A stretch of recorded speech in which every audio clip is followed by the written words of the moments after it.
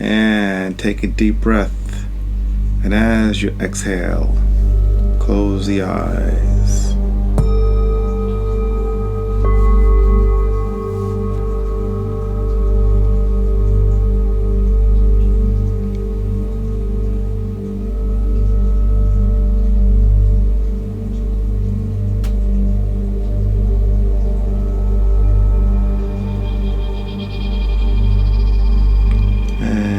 Notice how you are breathing, becoming aware of your breath. Allow the body and mind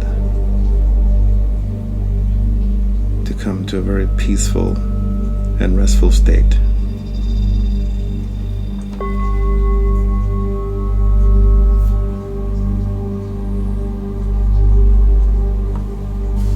And once again, I want to bring some attention to one of the 5 vital skills of the Musa. We covered a little bit of listening effectively, then seeing effectively. And today, we'd like to focus a little bit on thinking effectively. Thoughts make up our reality and affect every aspect of life.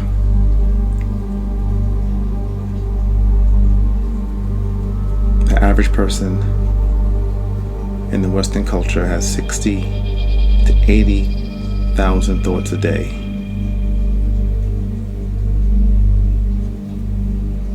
Jumping back and forth, mostly about the past, the future, and in between the present.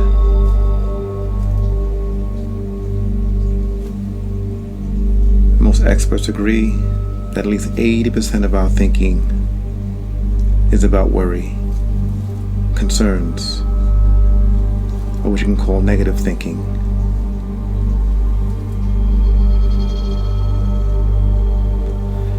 The other amazing thing about our thoughts is this: it's believed that up to 95% is repetitive.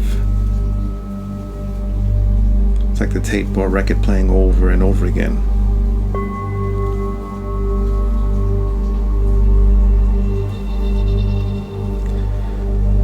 In most of the traditions and practices of the mind, there's an emphasis on clearing the mind, controlling the thoughts, stopping the thoughts, and then eventually focusing the thoughts. Of course, focusing the thoughts that you choose, the thoughts that actually work for you, and not the thoughts that work against you.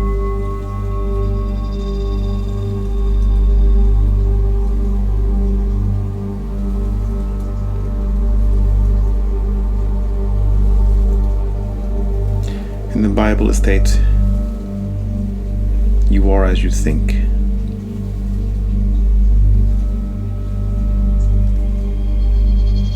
When you think of thoughts, it's not just about what you see in the outside world and what you make it mean, but more importantly, what you think about yourself and what you make that mean. Because how you think about yourself affects your actions, and your actions affect your outcomes. How you think about yourself affect your non-actions, and your non-actions affect your outcomes. How you think about yourself affects how you feel around other people, and how you feel around other people affects how others see you and how others think about you.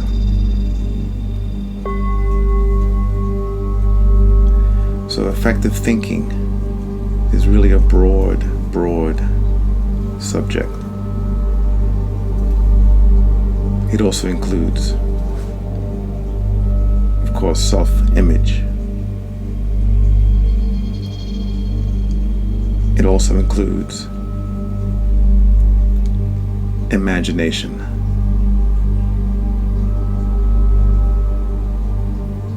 And imagination can have two sides, a positive and negative, or yin and yang.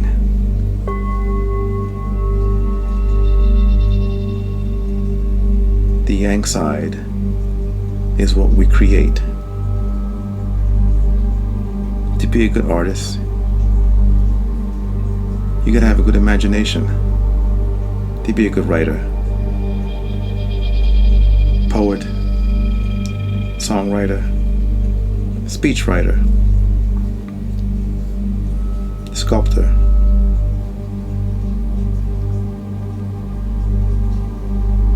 That all requires a great imagination. And that is the yang side. But there's the yin side, the things we imagine.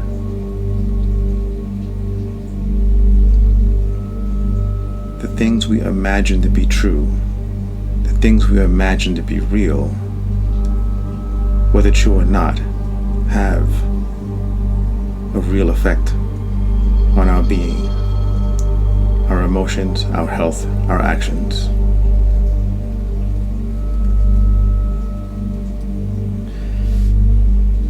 I'd like you to go deep into this meditation, first moving beyond thoughts and emotions. Clear the mind, and then let it go. Then move beyond the mind. Allow the chatter and the dust to settle.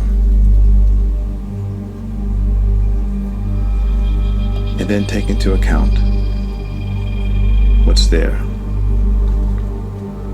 what's useful,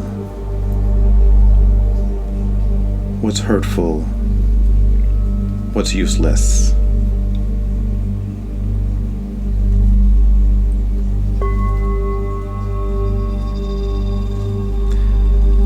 Allow yourself to move out of the web that has been spun. The mind can be like a web.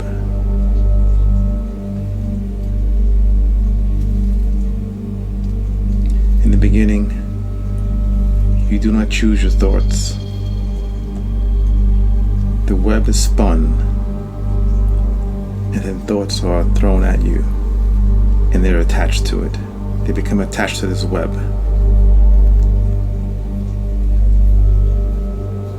It comes from your parents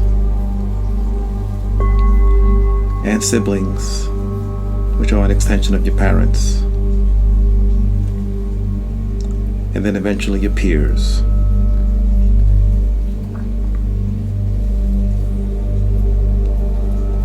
From the ages of infancy to about 7 or 8, 80% of your character comes from what's been imprinted onto you by your parents. What they've said to you, about you, around you, and what they've said to each other, about each other, around you.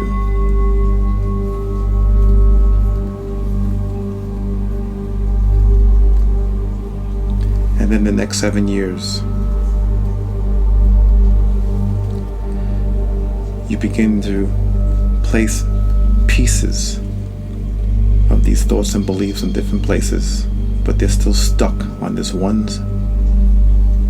structure or web.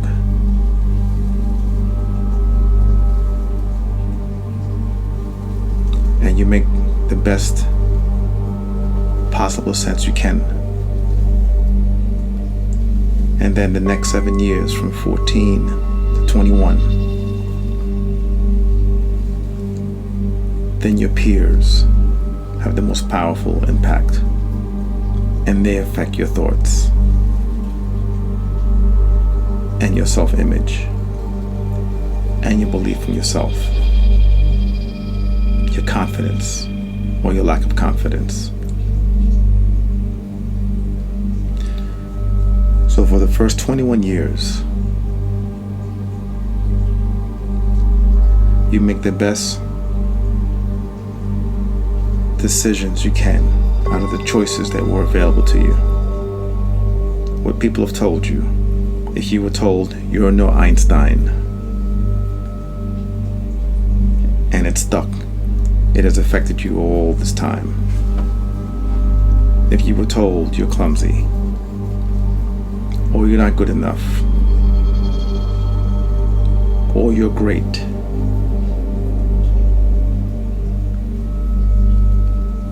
that has been placed onto your web.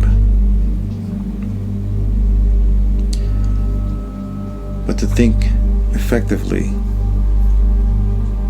you must be able to think freely and think outside of the web. You must clear the web. The mind is meant to be open, free, vast, and clear. And the object of mental training and meditation is to achieve that. To achieve that, we have to constantly go deep, identify what no longer serves you, and discard it. Only then can the mind be truly free of the web.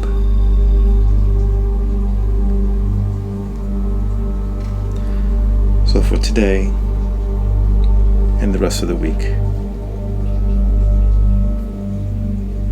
allow yourself to become super conscious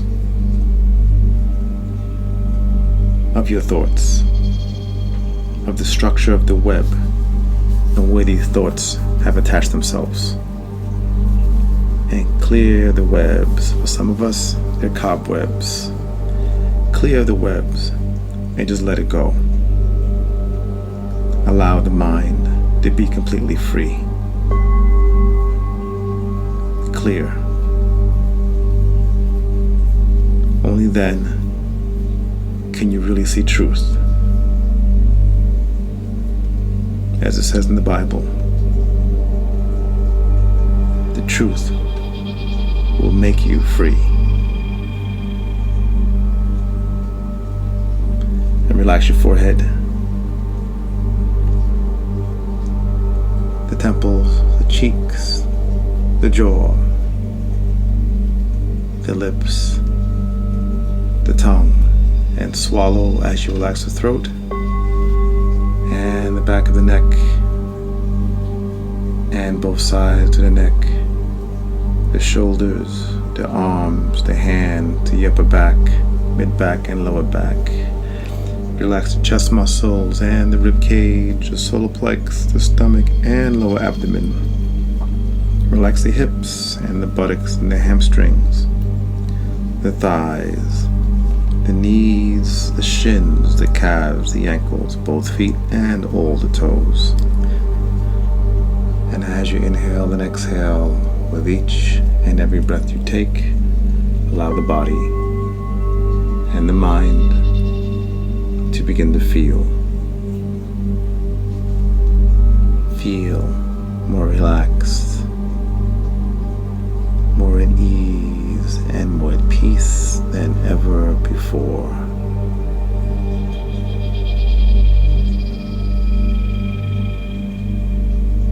And the more you relax, the deeper and the easier your breath becomes.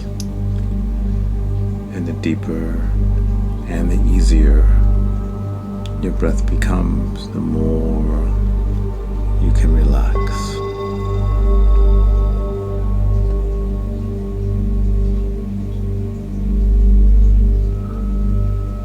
And the more you relax, the more you can achieve.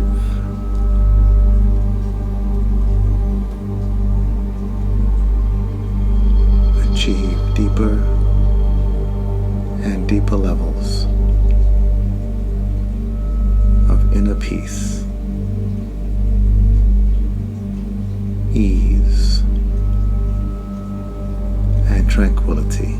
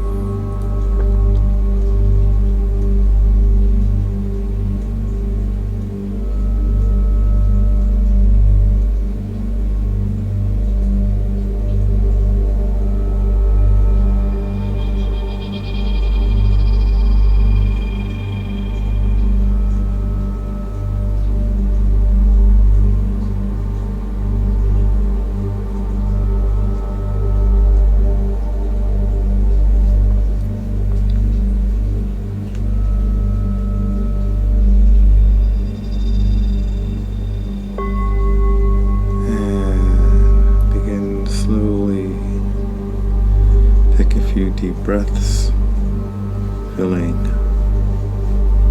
body and brain with oxygen and energy, and heart and soul with love and light.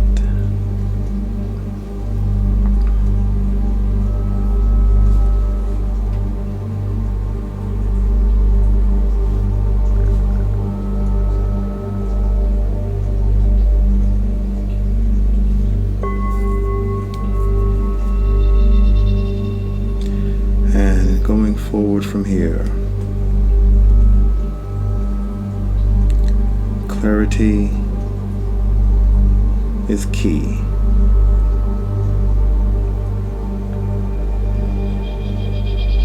If you took all the knowledge about your personal being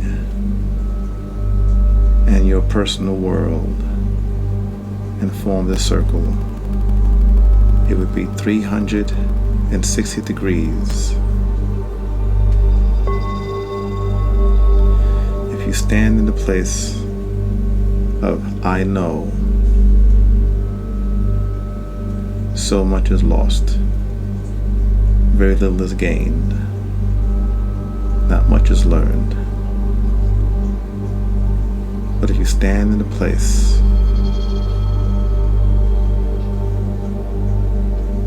of knowing that there's much you don't know, then much is gained, much is possible to learn. So imagine out of this circle of 360 degrees, 1 degree is actually the things that you know that you know.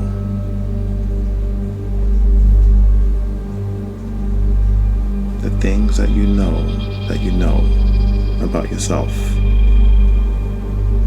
What you like to eat, your height, your weight, your hair color, anything that you know about yourself and your world, your personal world. But then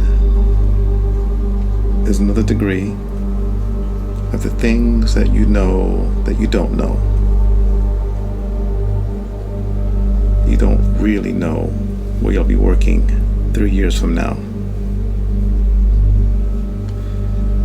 You know that. I assume that you don't know how to fly a helicopter. You know that you don't know that. So 1 degree of this circle is filled with the things that you know. And another degree of this circle are filled with the things that you know you don't know. So what about the other 363 degrees?